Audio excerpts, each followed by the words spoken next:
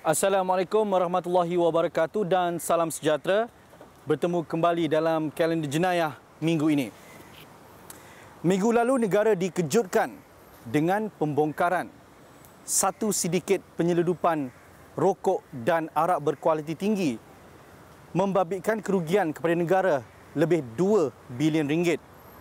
Lebih mengejutkan, sindiket ini turut didalangi oleh pegawai Jabatan Kastam Diraja termasuk pengarah negeri. Sejumlah 207 akaun bank dianggarkan RM6 juta kini dibekukan sehingga selesai siasatan oleh Suruhanjaya Pencegahan Rasuah Malaysia SPRM ke atas kes rokok dan arak bermutu tinggi yang tidak diisytiharkan. Kesemua akaun itu membabitkan pegawai kastam pelbagai pangkat yang berjumlah sekitar RM4 juta dan akaun sindiket berjumlah RM2 juta. Ia dikesan selepas tertangkapnya 24 individu termasuk 12 pegawai kastam, pelbagai pangkat dan 12 lagi yang disyaki anggota sindiket. Sementara itu, Timbalan Ketua Suruhanjaya Operasi Datuk Seri Muhammad Syukri Abdul mengesahkan perkara itu dan siasatan pihaknya mendapati arak dan rokok dikesan masuk dari beberapa negara termasuk Scotland, Sweden, Indonesia, Thailand, China, India dan Kemboja. SPRM turut merampas dan menyita lori yang penuh dengan muatan arak dan kenderaan sindiket. Operasi dan siasatan masih berterusan dan tidak menolak kemungkinan beberapa tangkapan lagi akan dilakukan. Seorang pembantu penguasa kastam dikenakan hukuman penjara 5 bulan dan denda sebanyak RM10,000 selepas mengaku bersalah atas tuduhan meminta suapan sebanyak RM500.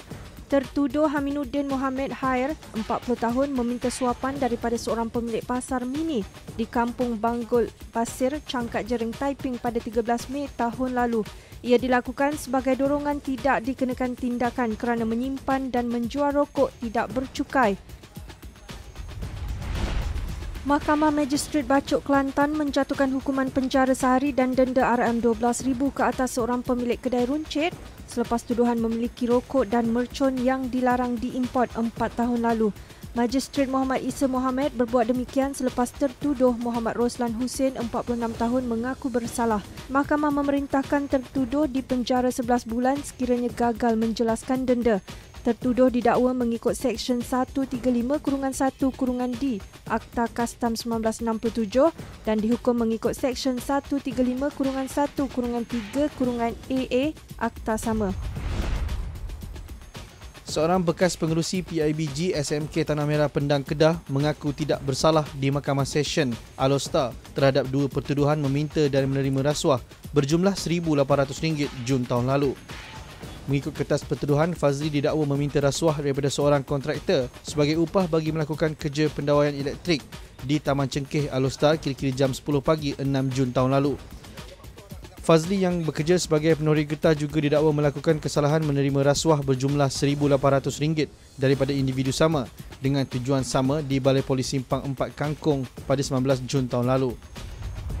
Seorang pekerja pasaraya mengaku tidak bersalah di Mahkamah Session Ipoh terhadap 2 tuduhan cuba menipu seorang kontraktor pada Ogos dan September tahun lalu. Tertuduh Muhammad Nasaruddin Mokhtar, 47 tahun, didakwa melakukan perbuatan itu melalui panggilan telefon kepada Muhammad Firdaus Idris dengan memberi jaminan kontraktor terbabit boleh mendapatkan apa-apa projek di Kementerian Dalam Negeri ketika berada di pejabat SPRM Perak di Jelapang kira-kira jam 2 petang 13 September tahun lalu. Hakim menetapkan 8 Oktober depan untuk kes itu disebut semula bagi membolehkan tertuduh melantik peguam dan penyerahan dokumen berkaitan. Mahkamah Tinggi Syariah Kuala Lumpur memerintahkan isteri penyanyi Awi iaitu Rozana Misbun supaya membayar kos mahkamah sebanyak RM500 kepada suaminya ekoran gagal hadir pada sebutan kes hak penjagaan anak kekal terhadap 3 anak mereka Rabu lalu. Rozana, 36 tahun, hanya muncul pada sebutan kes tersebut kira-kira 20 minit selepas sidang bermula ditemani peguamnya Majdah Muda. Hakim Syar'i bagaimanapun mengekalkan kos berkenaan terhadap Rozana selaku defendant dan meminta agar perkara itu dirujuk kepada kaunter mahkamah sekiranya ingin membuat rayuan. Peguam Syar'i Majdah pada prosedur berkenaan turut menyerahkan secara kendiri di hadapan hakim afidavit pembelaan untuk permohonan hadanah yang difailkan Awi sebelum ini. Bagaimanapun, peguam yang mewakili Awi, Datuk Muhammad Zaidi Muhammad Zain, memohon mahkamah agar mendengar terlebih dulu bantahan awal untuk mengenepikan perintah interim atau penjagaan sementara yang difailkan Rozana sebelum mendengar kes lain. Kawasan sempadan merupakan antara faktor terpenting dalam keselamatan sesebuah negara.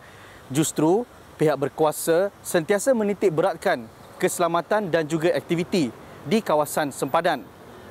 Baru-baru ini di Sungai Golok, Kelantan, Batalion Kelima Regimen Sempadan berjaya menggagalkan cubaan 3 lelaki yang berniat menyeludup senjata berat masuk ke negara ini, termasuk M16 dan AK-47. Manakala di Perlis, unit pencegah penyeludupan berjaya membongkar kegiatan seorang lelaki yang sering menyeludup minyak petrol ke negara jiran.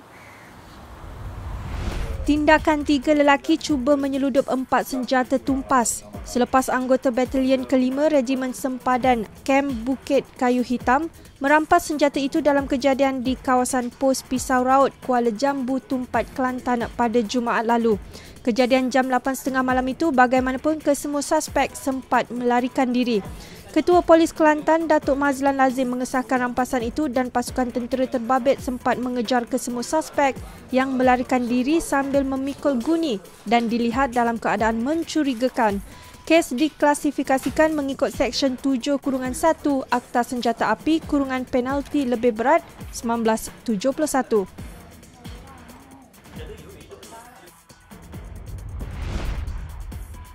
Walaupun pernah diberi amaran kerana cubaan menyeludup minyak petrol bersubsidi, seorang lelaki berusia 50 tahun tidak serik selepas dicukup kali kedua oleh unit pencegah penyeludupan Kuala Perlis kerana kesalahan yang sama.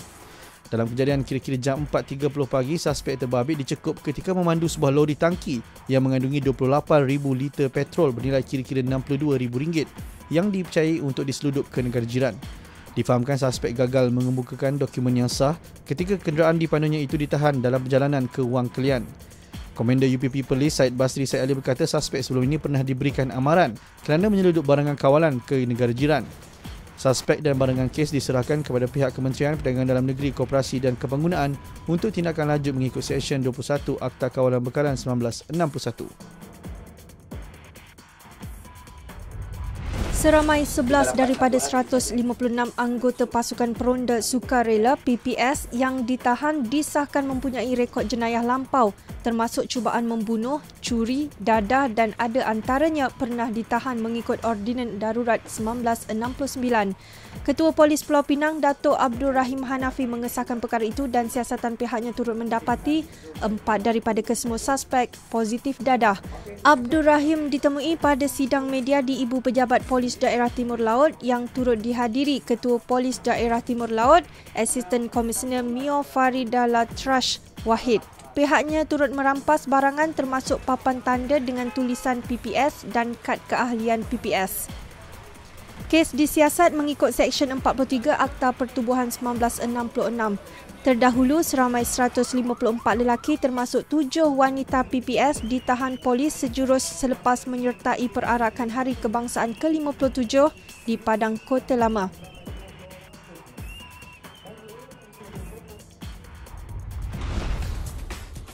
Sebuah premis perjudian dikesan menjadikan restoran makanan Cina bagi mengaburi mata pihak berkuasa apabila kaki judi perlu memasuki restoran terbabit terlebih dulu sebelum masuk ke premis berkenaan.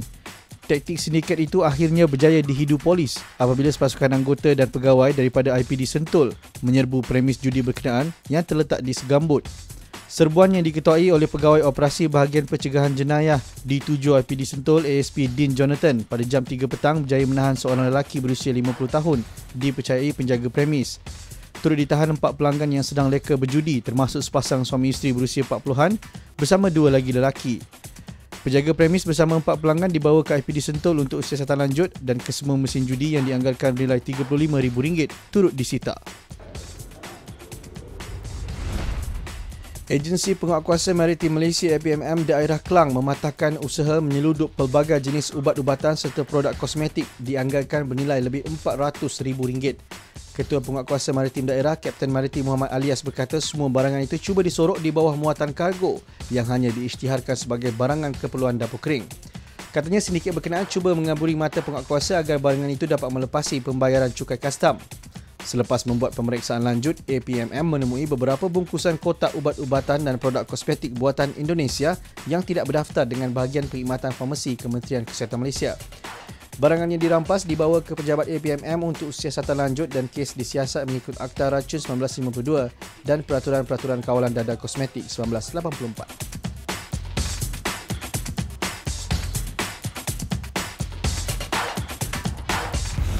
Seorang lelaki ditahan selepas menjadikan rumah banglo 2 tingkat di Jelutong Georgetown, Pulau Pinang sebagai makmal memproses dadah dianggarkan RM1.93 juta. Serbuan jam 3 pagi itu, lelaki berusia 33 tahun turut ditahan bersama ibu mentuanya berusia 51 tahun. Timbalan Ketua Polis Negeri Dato' A. Tai Vigan memaklumkan perkara itu dan pihaknya menahan lelaki terbabit di tepi jalan selain merampas syabu seberat 6.7 gram. Kedua-dua suspek kini direman 7 hari bagi membantu siasatan. Kes disiasat mengikut Seksyen 39B Akta Dadah Berbahaya ADB 1952.